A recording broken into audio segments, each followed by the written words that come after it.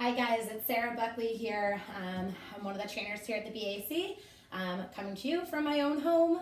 I know it's weird times, so we're going to try to get you guys an entire workout today. It's going to be some total body.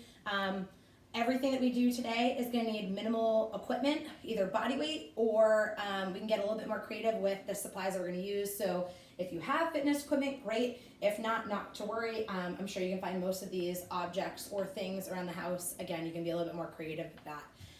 So we're going to set up 2 exercises at a time.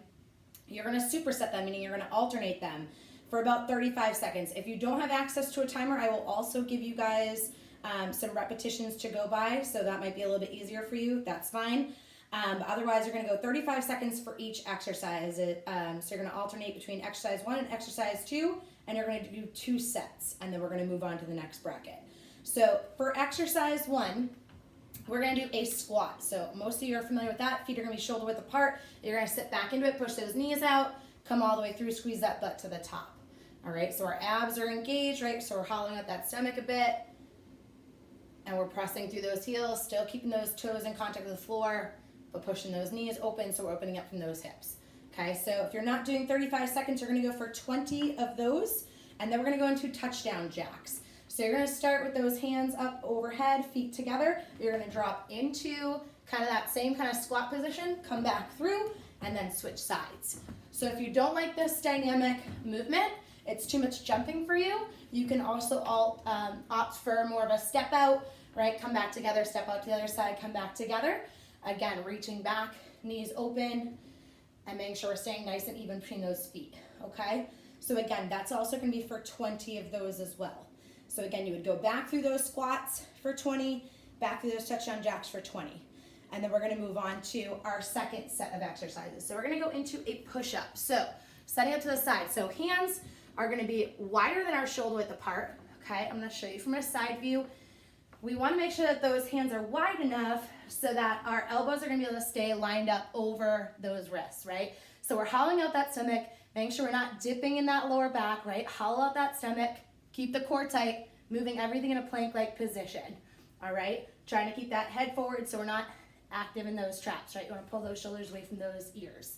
All right, so you would go for 12 of those if you're not doing the timer, like we said in the beginning, for 35 seconds or so.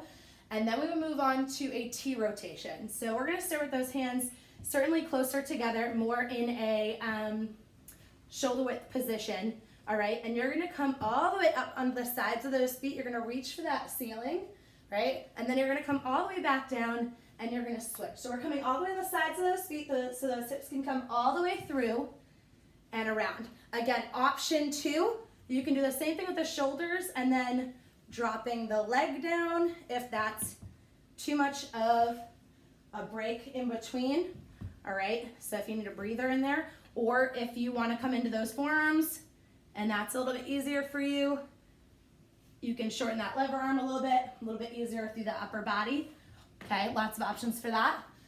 And then you would do 12 on each side, 12 total, 6 on each side for those. So 12 of those push-ups, 6 on each side for the T rotations. And then we're gonna move on to our set number 3. So we have our split squat with an overhead press.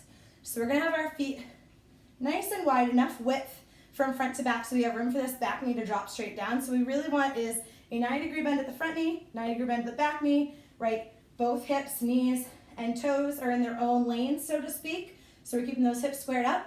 Our arms are gonna come up into more of like a field goal position, all right? So from a side profile, so you guys can see what I'm doing, you're gonna press through at the top and then come down, all right?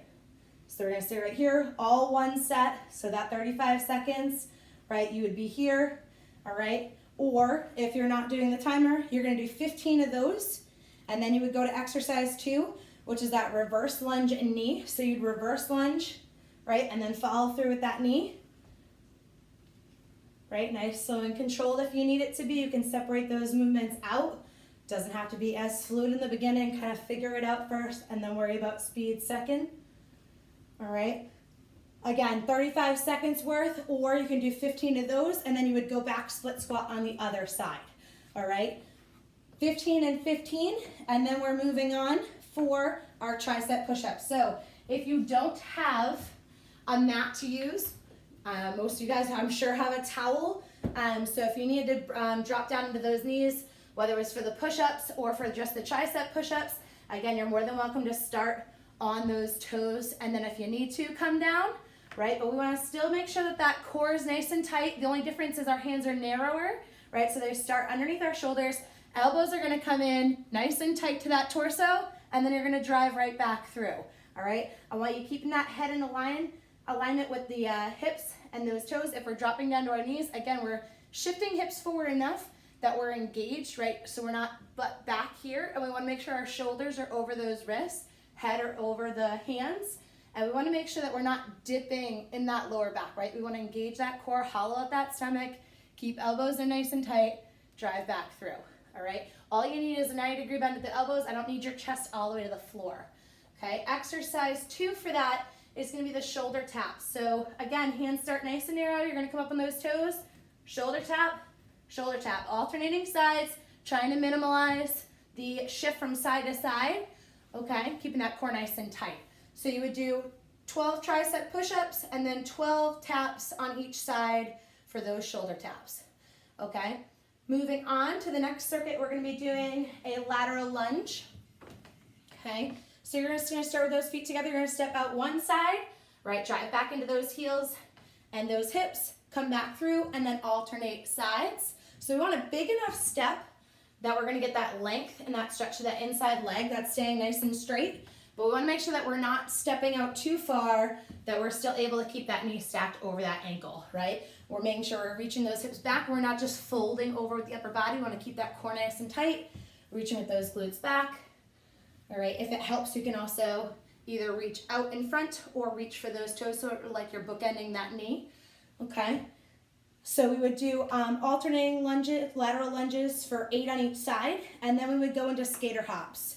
So you're going to start on one side, again, from a side view, you're going to be bent to the knee, bent to the hip, or leaning forward, right? You're going to push off one side and then recover and push off the other, right? If you can do it as quick as you can, great. If you need to do more of a step out and a curtsy lunge because the jump is just too much for you, that's fine too, okay? Whichever you prefer, whatever feels best for you. You would do 12 on each side for that. So 8 on each side for the lateral lunges, 12 on each side for those skater hops. All right, and then moving on from there, we're gonna go into more of a kind of lateral and front shoulder raise circuit. So you're gonna go arms to the outside, keeping those hands above shoulder height. We're gonna come up overhead, down in front, back up overhead, out to the side, right? So down in front and then all the way back to that lateral starting position. That would be considered 1. All right, we want to keep that core tight. If we need to separate those feet a little bit, we never want to lock out those legs, right? So we want a little bit of a knee bend, keeping that core nice and tight, palms rotate in for the front part, and then outwards for the lateral part. Okay, so if out, forward, back, and in is considered 1, you would be doing 15 of those, and then we would go into a plank walk to a plank jack, and you're going to go 4 on each side, or 4 in each direction. So again, hands start underneath those shoulders, nice and plank-like, working that core a little bit more. You're going to step out, right, with those hands and those feet, step out again for 2, plank jack for 2, again, trying to minimize that hop in the middle, walk it back out, 2, and then if you don't like the jump, just tap it out, okay? So again, out and back, you would do 4 each direction. So 1, 1, 2, 2, 3, 3, 4, 4, okay? And again, for those lateral shoulder raises and front raises, we would do 15 of those. And then we're gonna move on from there into our single leg hip bridges. So again, you can use a towel if you don't have a mat on the floor.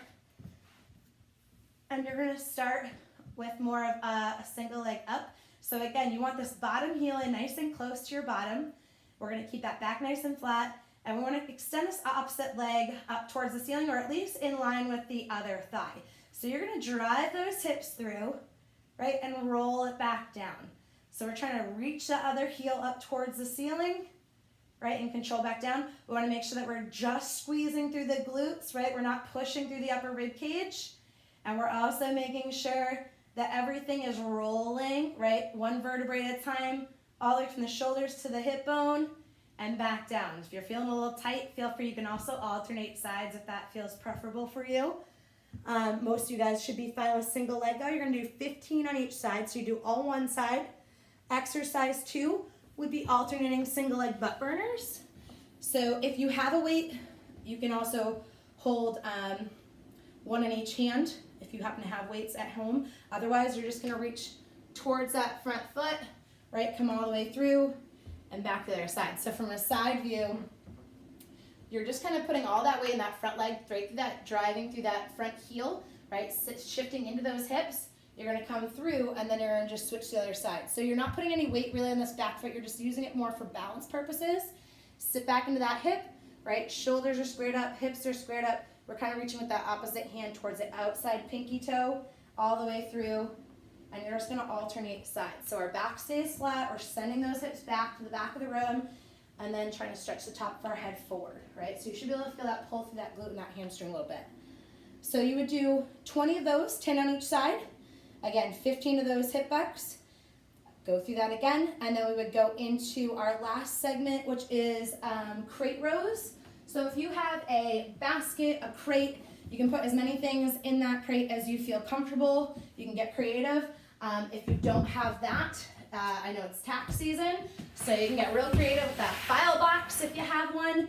Take weight out, put weight in, kind of whatever feels good for you. But you're gonna come feet about shoulder width apart, right? Knees are slightly bent. You're gonna start at the top, and we're gonna come into that bent over position. So our knees are bent, back is flat, hollow out that stomach. You're gonna pull those elbows in, so you're gonna pull that box to the chest, and then control it back out. Again, if you don't have a crate, a file box, you can use books, heavy picture albums, anything you can think of, all right? But you would do 15 of those, and then we would go into our chops, which realistically I would use, again, a picture album or a heavy book of some sort if you don't have a weight. But you're gonna come into one knee down, one knee in front bent, 90 degrees at both knees. Back foot is engaged, so we're not relaxed, we're all the way tucked under. Right, so we're engaging through that hip flexor, we're sitting up nice and tall. And we're gonna start with that book or that photo album or whatever weight you have, right at that bottom hip that's available, right? And you're gonna come over the shoulder, almost like you're gonna toss it, you're not really going to. And you're gonna pull it right back down to that hip. So you're gonna roll it over the shoulder, pull it back down.